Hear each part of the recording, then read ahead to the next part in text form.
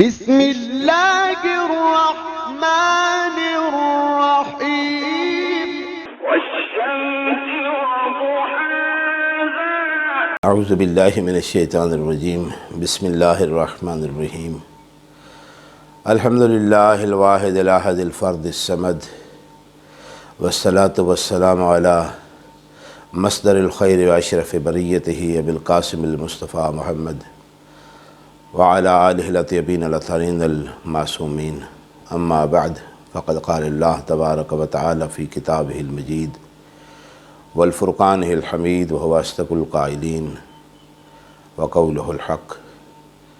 بسم اللہ الرحمن الرحیم انا انزلناہ فی لیلۃ القدر وما ادراک ما لیلۃ القدر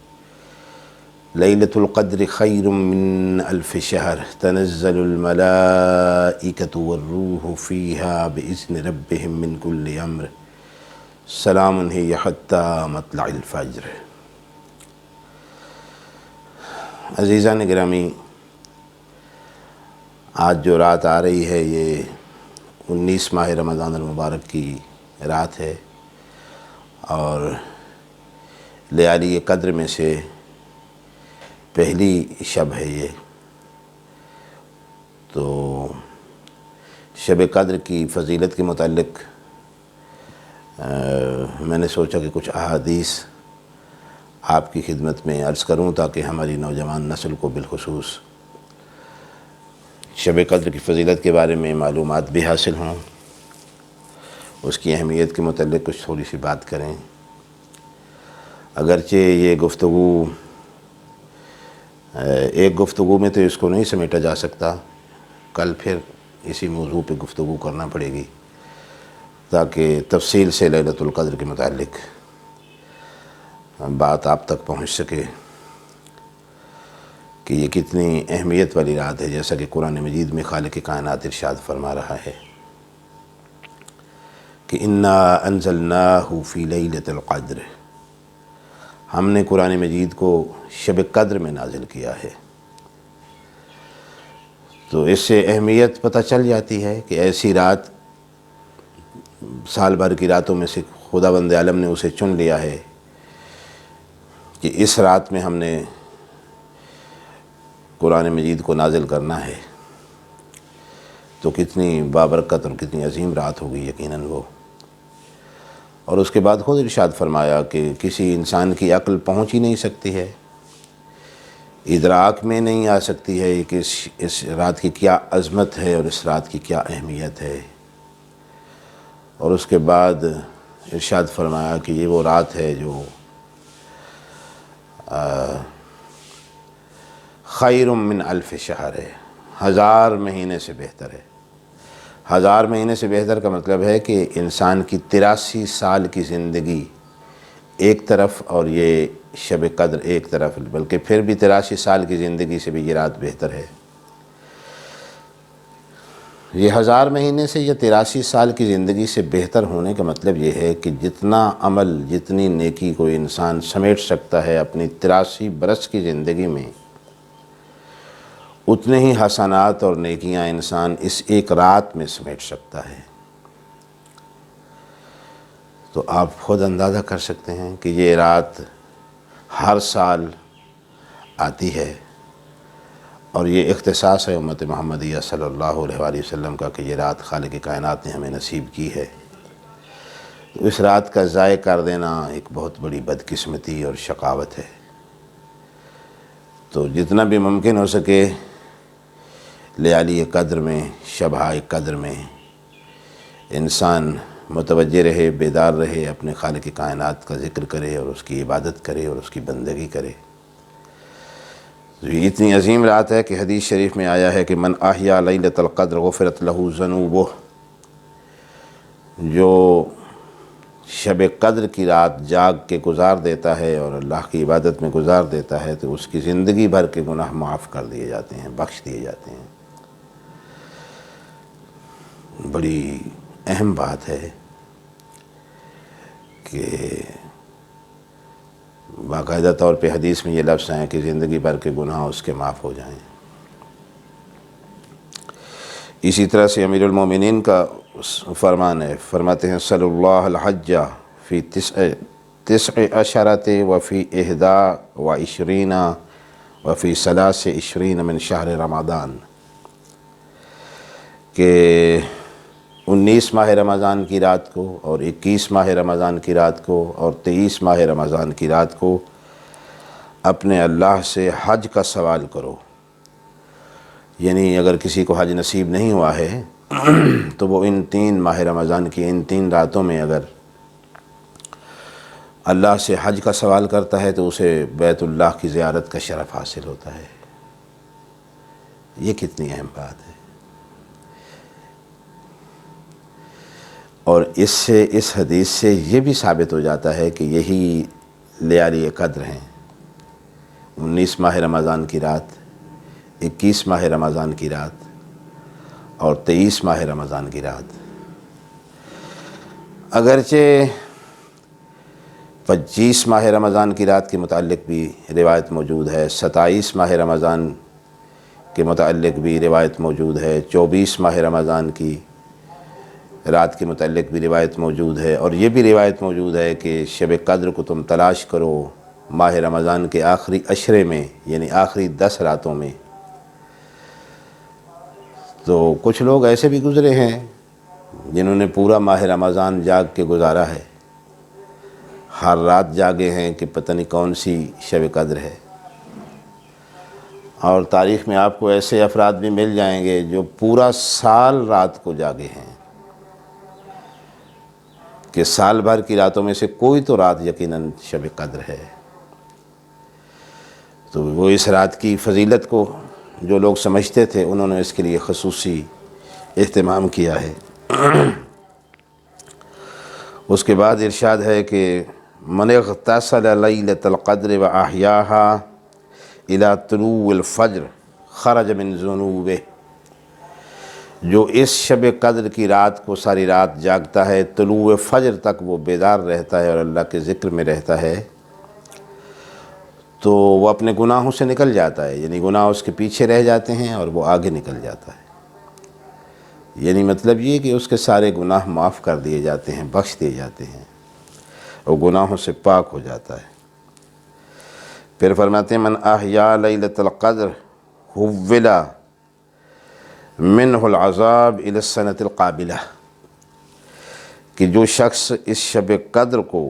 جاگ کر گزارتا ہے، ان تینوں حدیثوں میں لفظ یہ استعمال ہو رہا ہے کہ جو جاگ کے گزارے، سو نہ جائے پوری رات، اللہ کے ذکر میں رہے، حول عنہ منہ العذاب الی السنۃ القابلہ، تو آئندہ سال تک کے لیے ہر قسم کا عذاب اس سے دور کر دیا جاتا ہے۔ یعنی انسان کی معصیت اور اس کی نافرمانی کی وجہ سے اگر کوئی عذاب اس پہ آنا تھا تو شب قدر کی برکت سے ٹل جاتا ہے، اور دوسرے سال پھر ظاہر ہے اسی شب قدر نے آنا ہے، پھر اس شب قدر کو اگر پا لیتا ہے تو پھر یہ سلسلہ اس طرح سے چلتا رہتا ہے۔ چونکہ شب قدر زندگی میں ایک مرتبہ تو نہیں آتی، ہر سال آتی ہے۔ جتنے سال کوئی انسان جیتا ہے اتنی ہی وہ زندگیاں گویا کہ سمیٹ سکتا ہے، چونکہ 83 برس کے برابر ہے یہ شب قدر۔ رسول اللہ صلی اللہ علیہ وآلہ وسلم ارشاد فرماتے ہیں کہ یفتح ابواب السماء فی لیلۃ القدر، کہ شب قدر میں آسمان کے دروازے کھول دیے جاتے ہیں۔ ابواب، باب کا لفظ استعمال نہیں فرما رہے ہیں کہ ایک دروازہ نہیں، آسمان کے جتنے دروازے ہیں سارے دروازے بندوں پہ اللہ تعالیٰ کھول دیتا ہے۔ رحمت کا دروازہ، مغفرت کا دروازہ، اپنے کرم کا دروازہ، اپنے لطف و عنایت کا دروازہ، سارے دروازے کھول دیے جاتے ہیں۔ پھر فرماتے ہیں قلب شہر رمضان لیلۃ القدر، یعنی شب قدر ماہ رمضان کا دل ہے،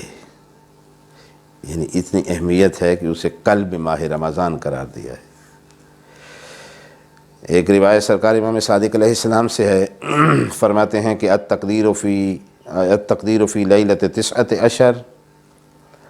والابرام فی لیلۃ 21 والامضاء فی لیلۃ 23،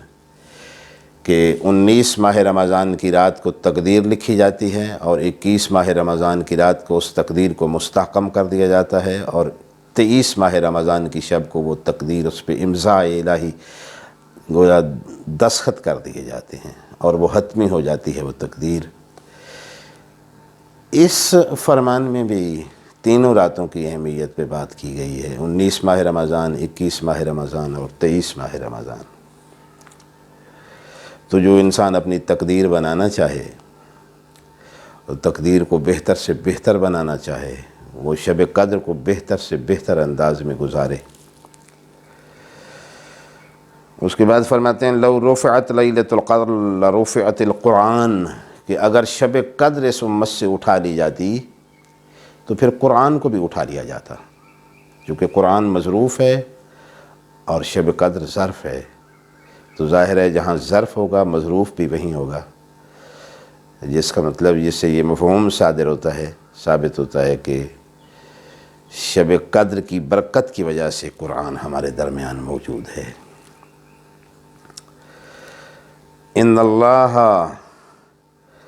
وہ نبی کریم صلی اللہ علیہ وآلہ وسلم ارشاد فرما رہے ہیں، ان اللہ وہب لامتی لیلۃ القدر لم یعطها من کان من قبلہم، کہ گزشتہ امتوں میں سے کسی امت کو یہ لیلۃ القدر نصیب نہیں ہوئی ہے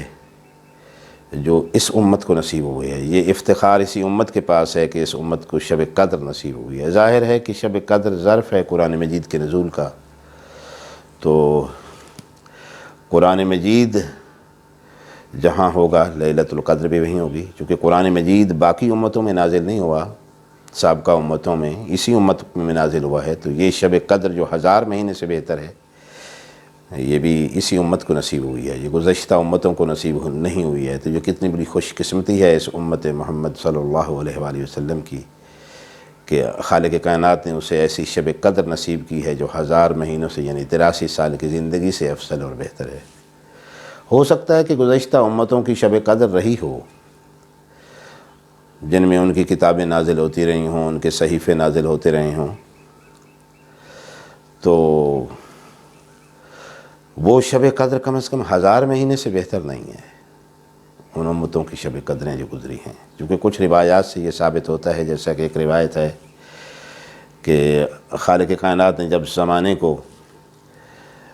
خلق فرمایا تو ساتھ ہی شب قدر کو خلق فرمایا ہے۔ یا جناب موسیٰ علیہ السلام کے متعلق کچھ روایات مل جاتی ہیں شب قدر کے حوالے سے، تو ان کی شب قدر اور رہی ہوگی۔ یہ شب قدر جس میں قرآن مجید نازل ہوا ہے، اس شب قدر کی یہ عظمت ہے کہ یہ 1000 مہینے سے بہتر ہے، اور ادراک انسانی اس کی عظمت کو پانے سے معذور ہے، قاصر ہے، یہ اتنی اہم رات ہے۔ پھر ایک مرتبہ فرما رہے ہیں من احیا لیلۃ القدر غفرت لہ ذنوبہ، جو شب قدر کو جاگتا رہے، بیدار رہے، اس کے گناہ معاف ہو جاتے ہیں۔ ولو کانت عدد النجوم السماء، اگرچہ وہ گناہ آسمان کے ستاروں کی تعداد کے برابر بھی ہوں تو خالق کائنات شب قدر کی برکت سے معاف کر دیتا ہے۔ ومثاقیل الجبال، اور پہاڑوں کی سنگینی اور پہاڑوں کے وزن کے برابر بھی اگر انسان کے گناہ ہوں تو کیا عظیم رات ہے کہ وہ سارے گناہ جن کی تعداد ستاروں کے برابر ہو اور جن گناہوں کی تعداد پہاڑوں کی سنگینی اور اس کے وزن کے برابر ہو تو وہ بخش دیے جاتے ہیں۔ جناب موسیٰ علیہ السلام کے متعلق ہے کہ انہوں نے خالق کائنات سے عرض کی کہ پروردگار عالم الہی، اے میرے معبود، ارید قربک، اے میرے مالک میں تیرا قرب چاہتا ہوں۔ تو جواب میں ارشاد فرمایا قالا لمن استیقظ لیلۃ القدر، میرا قرب اسے نصیب ہوگا جو شب قدر کو بیدار رہے، جو شب قدر کو جاگ کے گزارے، میرا قرب اس کے نصیب میں ہوگا۔ تو اس کا مطلب ہے کہ قرب الہی بھی شب قدر کی برکت سے انسان کو نصیب ہوتا ہے۔ پھر عرض کی کہ الہی ارید رحمتک، اے میرے پروردگار میں تیری رحمت چاہتا ہوں۔ فرمایا رحمتی لمن رحم المساکین لیلۃ القدر، کہ میری رحمت اسے نصیب ہوگی جو شب قدر میں کسی مسکین پہ رحم، مساکین پہ رحم کرے۔ جو مسکینوں پہ شب قدر میں رحم کرے گا تو میری رحمت اس کے لیے ہے۔ پھر عرض کی الہی ارید الجواز علی الصراط، میں پل صراط سے گزرنے کا اجازت نامہ، وہ ٹکٹ، وہ پاسپورٹ مجھے چاہیے۔ قال ذلک لمن تصدق بصدقۃ لیلۃ القدر، فرمایا یہ جواز علی الصراط، پل صراط سے گزرنے کا اجازت نامہ، یہ اس کے لیے ہے جو شب قدر کو صدقہ دیتا ہے۔ تو یہ چیزیں یقیناً ذہن میں رکھنی چاہیے کہ شب قدر کو صدقہ دیا جائے، خصوصی طور پہ صدقے کا اہتمام کیا جائے، شب قدر کو کسی مسکین پہ رحم کیا جائے، شب قدر کو جاگ کے گزارا جائے۔ پھر ارشاد عرض کی کہ الہی ارید النجات من النار، اے میرے پروردگار میں جہنم سے نجات چاہتا ہوں۔ تو ارشاد فرمایا ذالک لمن استغفر فی لیلۃ القدر، میری طرف سے جو جہنم سے نجات ہے وہ اسے نصیب ہوگی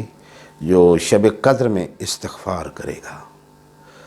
تو استغفار ایک بہت بڑا عمل ہے، جس شب قدر کو کیا جانا چاہیے، خصوصی طور پہ اس کا اہتمام کیا جانا چاہیے۔ پھر عرض کی الہی ارید رضا کا، مالک میں تیری رضا چاہتا ہوں۔ فرمایا رضائی لمن صلی رکعتین فی لیلۃ القدر، فرمایا کہ میری رضا اس کو نصیب ہوگی کہ جو شب قدر کو 2 رکعت نماز پڑھے گا۔ لمن صلی رکعتین فی لیلۃ القدر، یہ لیلۃ القدر کی عظمت بھی بہت زیادہ احادیث ہیں، لیکن یہ چند ایک احادیث چون کہ میں نے آپ کی خدمت میں عرض کی ہیں کہ یہ عظمت ہے لیلۃ القدر کی، شب قدر کی اہمیت۔ اب تھوڑا سا شب قدر کے اعمال کے متعلق بھی گفتگو کر دیتے ہیں۔ سب سے پہلے تو حکم ہے کہ شب قدر کو آنے سے پہلے انسان غروب کے نزدیک غسل کرے، اور اس غسل کی نیت یقیناً یہی ہوگی کہ غسل شب قدر کرتا ہوں قربتاً الی اللہ، اور اتنی نیت کافی ہے۔ اور اس کے بعد غسل باقی جس طرح غسل کرتا ہے انسان، اسی طرح سے اس غسل کو کرنا ہے، اسی ترتیب سے کرنا ہے۔ اور یہ غسل کا حکم غروب کے نزدیک اس لیے ہے تاکہ مغرب کی نماز بھی اسی غسل کے ساتھ انسان پڑھ سکے۔ شب قدر کی جو مغرب کی نماز آئے گی اسی غسل کے ساتھ اس نماز کو ادا کرے۔ یہ ایک عمل ہو گیا۔ تو غروب کے نزدیک غسل کرنا، جیسے کہ اب 19 ماہ رمضان کی شب آ رہی ہے تو سب سے پہلے غروب کے نزدیک جا کے یہ غسل کر لینا چاہیے، غروب سے پہلے۔ دوسرا عمل یہ ہے کہ 2 رکعت نماز پڑھی جائے، اور اس کی نیت بھی اسی طرح سے ہوگی کہ 2 رکعت نماز شب قدر پڑھتا ہوں قربتاً الی اللہ۔ پہلی رکعت میں سورہ حمد کے بعد 7 مرتبہ سورہ توحید پڑھی جائے، اور دوسری رکعت میں پھر سورہ حمد کے بعد 7 مرتبہ سورہ توحید پڑھی جائے، اور پھر تشہد اور سلام۔ اور اس طرح سے 2 رکعت نماز ختم کرنے کے بعد انسان بیٹھ جائے اور 70 مرتبہ کہے استغفر اللہ و اتوب الیہ۔ اس میں لفظ ربی کا استعمال نہیں کرنا، کہنا استغفر اللہ و اتوب الیہ 70 مرتبہ۔ تو یہ حدیث شریف میں آیا ہے کہ جو انسان اس طرح سے 7 مرتبہ سورہ توحید کو پڑھ کے سورہ حمد کے ساتھ 2 رکعت نماز شب قدر پڑھتا ہے، اور اس کے بعد 70 مرتبہ اس انداز میں استغفار کرتا ہے، تو اس کی زندگی بھر کے گناہ اس کے اٹھنے سے پہلے معاف کر دیے جاتے ہیں، اور صرف اس کے اپنے گناہ نہیں بلکہ اس کے والدین کے گناہ بھی معاف کر دیے جاتے ہیں۔ یہ 2 عمل ہو گئے شب قدر کے۔ یہ مشترک اعمال ہیں، یہ اعمال جو مشترک عرض کر رہا ہوں، یہ 19 ماہ رمضان کی شب کو بھی کرنے ہیں، 21 ماہ رمضان کی رات کو بھی کرنے ہیں، 23 ماہ رمضان کی رات کو بھی کرنے ہیں۔ یہ اعمال آپ نے 25 اور 27 ماہ رمضان کی شب کو بھی کرنے ہیں، اور اگر ممکن ہو سکے تو یہ اعمال آپ بے شک ماہ رمضان کی آخری 10 راتوں میں، پوری راتوں میں یہ اعمال کریں، اس روایت کے مطابق کہ جس میں یہ فرمایا گیا ہے کہ آخری 10 راتوں میں شب قدر کو تلاش کرو۔ چونکہ شب قدر کے متعلق کوئی حتمی روایت نہیں ہے کہ کون سی رات شب قدر ہے، اگرچہ کچھ روایات ایسی ہیں جن میں زیادہ 19 ماہ رمضان اور 21 ماہ رمضان اور 23 ماہ رمضان کی شب کا کہا گیا ہے، اور زیادہ روایت جو ہے جس کی تائید ہوتی ہے وہ 23 ماہ رمضان المبارک کی شب ہے۔ تو یہ اعمال مشترک ساری ان راتوں میں ہونے چاہیے۔ یہ دو عمل کرنے کے بعد تیسرا عمل قرآن مجید کھول کے اپنے سامنے رکھے اور یہ دعا پڑھے، اللہم انی اسألک بکتابک المنزل، جو آپ کو اعمال کی کتابوں میں مل جاتی ہے یہ دعا، تو آپ وہاں سے یہ دعا پوری پڑھیں، اور اس دعا کے پڑھنے کے بعد خالق کائنات سے اپنی حاجت طلب کریں، تو وہ حاجت بارگاہ رب العزت میں یقیناً پوری ہوگی۔ اور اس کے بعد پھر ایک چھوٹی سی دعا ہے، وہ بھی آپ کو مفاتیح الجنان میں بھی مل جائے گی، تو اس دعا کو آپ نے قرآن مجید کو سر پر رکھ کر وہ پڑھنا ہے، اور اس کے بعد آپ نے پھر کہنا ہے 10 مرتبہ بک یا اللہ،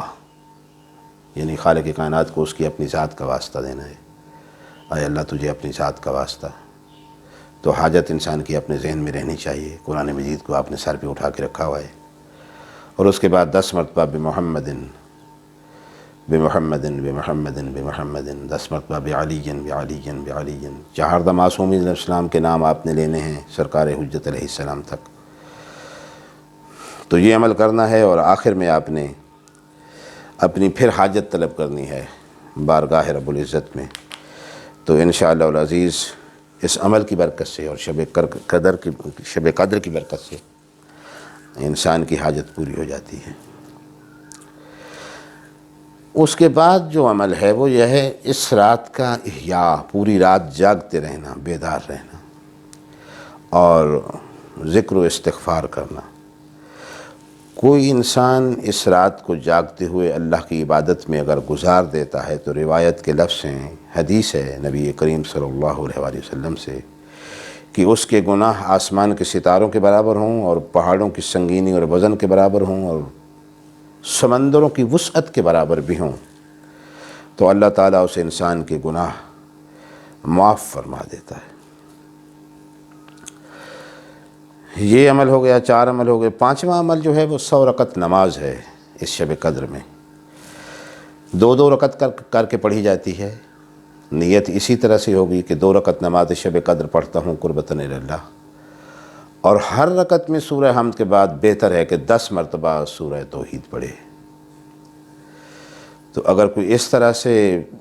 سورہ توحید 10 مرتبہ ہر رکعت میں سورہ حمد کے بعد پڑھتا ہے، اور 2 رکعت کی 100 رکعت نماز پڑھتا ہے، تو یہ ایک بہت بڑا عمل ہے اس شب کا۔ 19 ماہ رمضان کے مخصوص اعمال میں ایک تو یہ ہے کہ ایک تسبیح پڑھی جائے، استغفر اللہ ربی واتوب الیہ، یعنی 100 مرتبہ استغفر اللہ ربی واتوب الیہ۔ یہ 19 ماہ رمضان کی رات کا مخصوص عمل ہے۔ اور دوسرا عمل مخصوص جو 19 ماہ رمضان کی رات کا مخصوص عمل ہے وہ ہے اللہم لعن، ایک تسبیح یعنی 100 مرتبہ یہ کہنا اللہم لعن قتلۃ امیر المؤمنین، کہ چونکہ 19 ماہ رمضان کی رات کو ضرب لگی ہے سرکار امیر المؤمنین علی ابن ابی طالب علیہ السلام کو، جو ابن ملجم خارجی نے مولا کو ضرب لگائی، تو اس حوالے سے 100 مرتبہ یہ اللہم لعن قتلۃ امیر المؤمنین۔ اس کے علاوہ دعائے جوشن کبیر ہے، یہ آج رات کے اعمال میں سے ہے، زیارت امام حسین علیہ السلام ہے، یہ شب قدر کے اعمال میں سے ہے، تلاوت قرآن مجید ہے، اور جس قدر انسان استغفار کر سکتا ہے، اپنے گناہوں سے توبہ کر سکتا ہے۔ سب سے اول عمل تو یہ ہونا چاہیے کہ غسل انسان کرے، اور غسل توبہ کرے، اور پچھلے گناہوں سے 2 رکعت نماز توبہ بھی انسان اگر پڑھے، اور اس کے بعد یہ شب قدر کے اعمال شروع کرے، تو یہ رات انسان کی زندگی کو بدل سکتی ہے، اور یہ رات انسان کو یقیناً مادیت پرستی سے نکال کر روحانیت کی معراج پہ لے جا سکتی ہے۔ تو اس رات کو کبھی بھی ضائع نہیں کیا جانا چاہیے۔ اور آخر میں عرض کر دوں کہ سرکار امیر المومنین علی ابن ابی طالب علیہ السلام کی چونکہ شب ضربت ہے، تو اس مناسبت سے دل چاہ رہا ہے کہ ایک مولا کے فرمان ہے، مولا کی ایک مناجات، وہ بھی آپ کی خدمت میں آخر میں عرض کرتا چلوں، جس کے متعلق بڑے بڑے فصحاء اور بلغاء حیران ہیں، ششدر ہیں، اور جنہوں نے اعتراف کیا ہے کہ کسی انسان کی زبان سے اتنا فصیح و بلیغ مناجات اس انداز میں نہیں نکلی جو امیر المومنین علی ابن ابی طالب علیہ السلام نے یہ جو مناجات عرض کی ہے بارگاہ رب العزت میں، اور اس میں خالق کائنات کی عظمت کا بھی اعتراف موجود ہے اور انسان کی بندگی کے متعلق بھی بات ہوئی ہے۔ امام شعبی بہت بڑے عالم گزرے ہیں، انہوں نے امیر المومنین کے اس فرمان کے متعلق کہا ہے کہ امیر المومنین علی بن ابی طالب علیہ السلام کی زبان سے ایسی مناجات نکلی ہے جس نے بلاغت کی آنکھیں پھوڑ دی ہیں،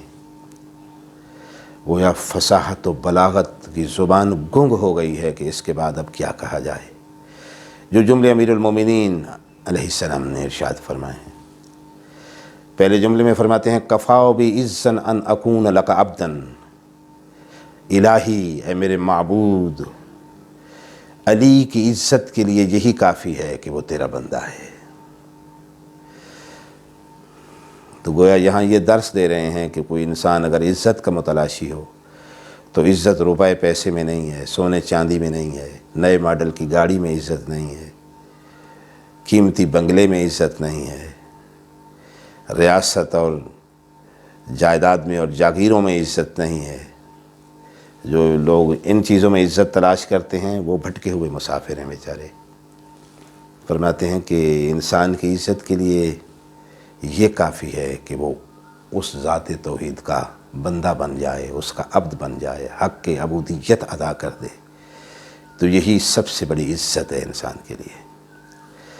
اور اگلے جملے میں فرماتے ہیں وَقَفَاؤ الٰہی کفاؤ بی فخراً ان تکون لی رباً، اور میرے معبود میرے فخر کے لیے یہی کافی ہے کہ تو میرا رب ہے، تو میرا پروردگار ہے۔ کتنی بڑی بات سرکار نے فرمائی ہے کہ علی کی عزت کے لیے یہ کافی ہے کہ وہ تیرا بندہ ہے، اور علی کی فخر کے لیے یہ کافی ہے کہ تو اس کا پروردگار ہے۔ لوگ مختلف چیزوں پہ فخر کرتے ہیں، اپنے حسب و نسب پہ فخر کرتے ہیں، اپنے آباء و اجداد پہ فخر کرتے ہیں، مثلا میں فلاں عالم دین کا بیٹا ہوں، میں فلاں مجتہد کا نواسہ ہوں، میں فلاں مفسر قرآن مجید کا پوتا ہوں یا بیٹا ہوں، یا میں وزیر اعظم کا کزن ہوں، یا میں فلاں نواب صاحب اور فلاں رئیس صاحب کا رشتہ دار ہوں۔ تو یہ چیزیں وہ نہیں ہیں جن پہ فخر کیا جانا چاہیے۔ انسان کو فخر اس چیز پہ ہونا چاہیے جو درس امیر المومنین دے رہے ہیں کہ انسان اس چیز پہ فخر کرے کہ وہ اس کا رب ہے، اللہ تعالیٰ اس کا پروردگار ہے۔ اور آگے فرماتے ہیں انت کما احب، اے میرے پروردگار میں نے تجھے ویسا پایا ہے جیسا میں چاہتا تھا، جیسا میں چاہتا تھا تو ویسا ہی ہے، یعنی میں نے کرم چاہا تو تو کریم ہے، میں نے رحم چاہا تو تو رحیم ہے، میں نے مغفرت چاہی تو تو غفور ہے،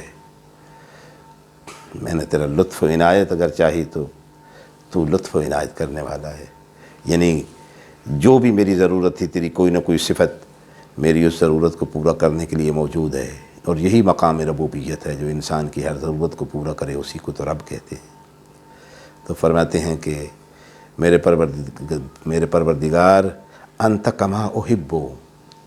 تو ویسا ہی ہے جیسا میں چاہتا تھا، فجعلنی کما تحب، تو مجھے ویسا بنا دے جیسا تو چاہتا ہے۔ اے میرے پروردگار تو مجھے ویسا بنا دے جیسا تو چاہتا ہے۔ میں تو یہ سمجھتا ہوں کہ یہ وہ دعا ہے، یہ وہ مناجات امیر المومنین ہے جو انسان کو